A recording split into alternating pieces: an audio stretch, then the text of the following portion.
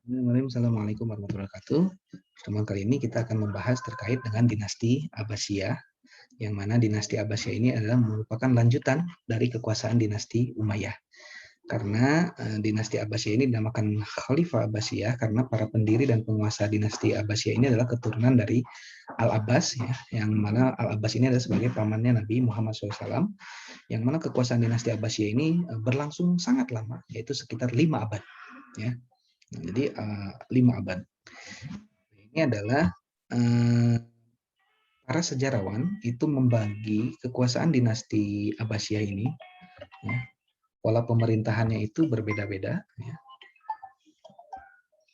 Yang pertama yaitu periode pertama atau disebut juga dengan pengaruh Persia pertama.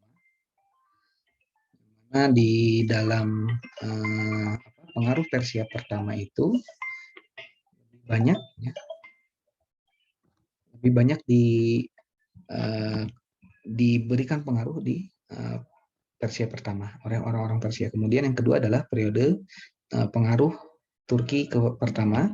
Kemudian periode ketiga yaitu disebut juga pengaruh Persia yang kedua. Nanti akan saya jelaskan masing-masing ciri khas dari periode tersebut. Kemudian periode keempat yaitu dalam pemerintahan Abbasiyah ini disebut juga dengan masa pengaruh Turki yang kedua. Kemudian periode kelima yaitu khalifah bebas dari pengaruh dinasti lain, tapi kuasaannya itu hanya efektif di sekitar kota Baghdad. Nah, ini terkait dengan periodisasi dinasti Abbasiyah.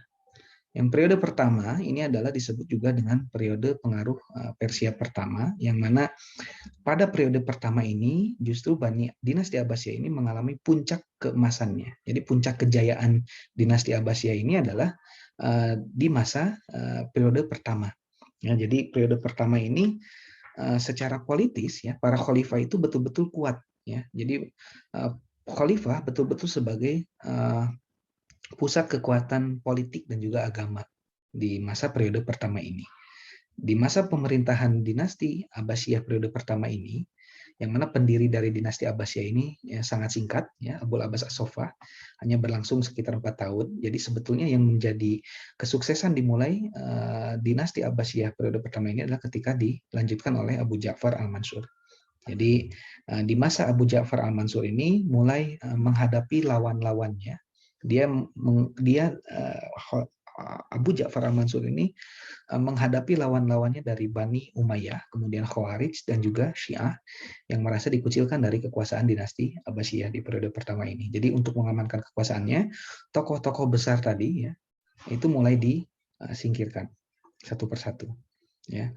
Nah selain itu juga di masa puncak keemasannya ini, ibu kota yang awalnya itu adalah Al-Hashimiyah, kemudian dipindahkan, ya, ibu kota tersebut dipindahkan ke Baghdad ya, oleh Abu Ja'far Al-Mansur, sehingga pusat pemerintahan dinasti Abbasiyah itu berada di tengah-tengah bangsa Persia. Jadi di ibu kota yang baru ini Al-Mansur mulai melakukan konsolidasi dan juga penertiban dari pemerintahannya itu. Ya. Mulai mengangkat beberapa pejabat-pejabat penting ya oleh Abu Ja'far Al-Mansur. Nah, puncak keemasan dinasti Umayyah Abbasiyah ini berada pada pemerintahan berikutnya. 7 khalifah berikutnya itu mulai dari Al-Mahdi, ya kan? Kemudian Al-Hadi, Harun Ar-Rasyid, kemudian Al-Ma'mun, Al-Mu'tasim, Al-Wasi dan juga Al-Mutawakil, ya. Tapi popularitas Daulah Abbasiyah ini mencapai puncaknya itu di zamannya Khalifah Harun Ar-Rasyid dan juga putranya Al-Ma'mun. Jadi kekayaan ini banyak dimanfaatkan yang dimiliki oleh Harun Ar-Rasyid ini untuk keperluan-keperluan sosial, membangun rumah sakit, membangun farmasi, ya, lembaga pendidikan dokter, ya, lembaga pendidikan farmasi juga didirikan. Ya, jadi sudah banyak sekitar 800 orang dokter ini sudah mulai muncul di masanya Khalifah Harun Ar-Rasyid. Ya, jadi lebih kekayaan dari penguasa itu kemudian dimanfaatkan untuk hal-hal yang sifatnya sosial. Nah, kemudian digantikan oleh anaknya Al-Ma'mun yang memang Al-Ma'mun ini lebih cinta kepada ilmu pengetahuan, ya, sehingga pada masa pemerintahan Al-Ma'mun ini, ya kan, mulai ada geliat upaya untuk menerjemahkan buku-buku dari Yunani.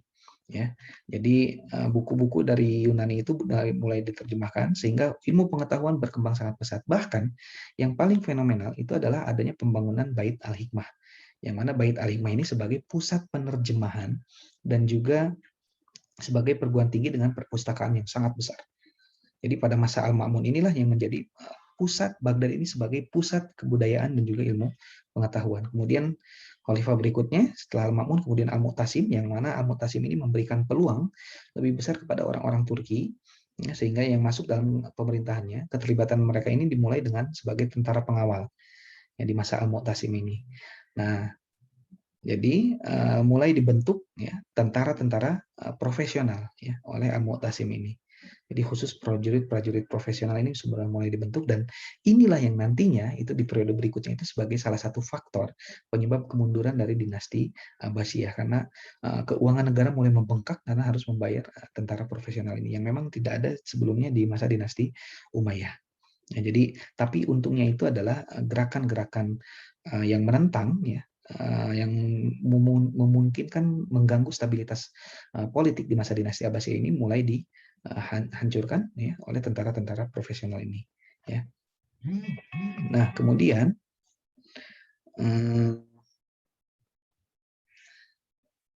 berikutnya terkait dengan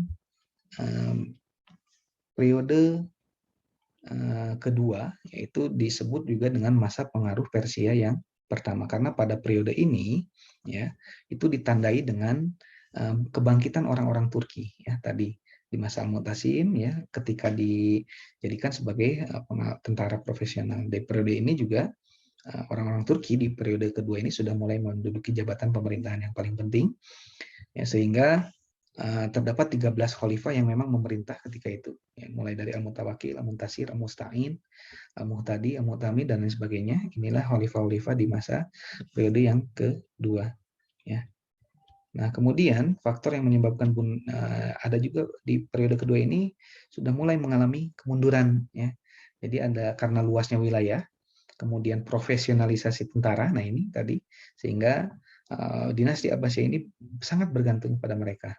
Padahal tentara ini terdiri dari orang-orang Turki, sehingga menghasilkan kesulitan keuangan akibat pembiayaan tentara yang sangat tinggi. Nah, kemudian setelah di periode kedua, yang mana pengaruh dari Turki, kemudian kekuasaan dinasti Abbasiyah kemudian dilanjutkan, ya, artinya dipengaruhi juga oleh orang-orang Persia. Ya, jadi periode ini berjalan secara 150 tahun. Secara de facto kekuasaan khalifah ini mulai dilucuti, bermunculan dinasti-dinasti baru ya.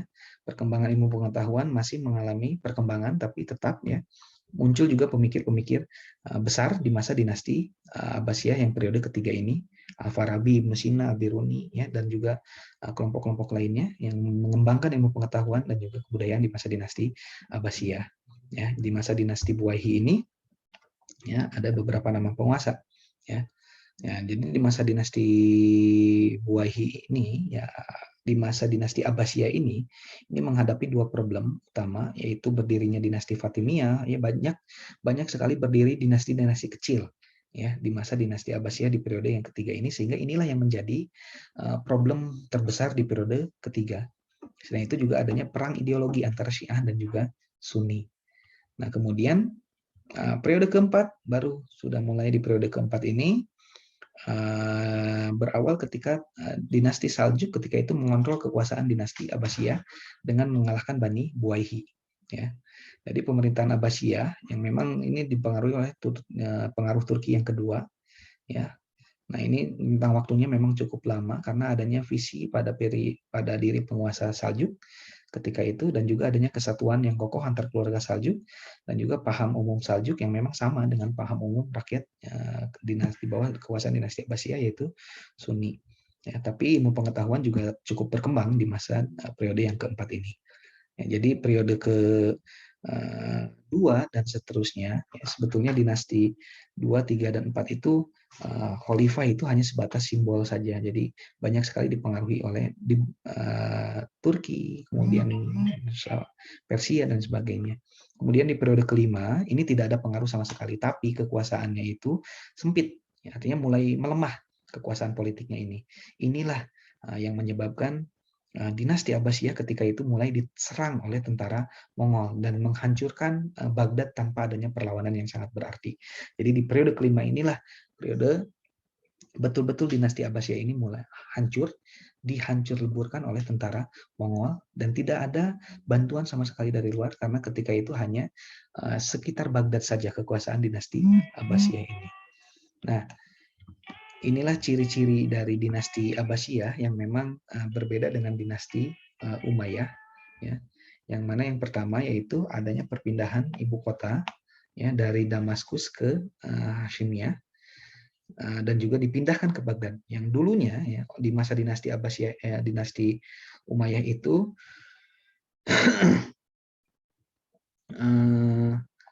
di masa dinasti Abbasiyah ini, ya, dinasti Umayyah kan dulu di Damaskus, dipindahkan, ya, oleh Khalifah Al-Mansur di kota Baghdad.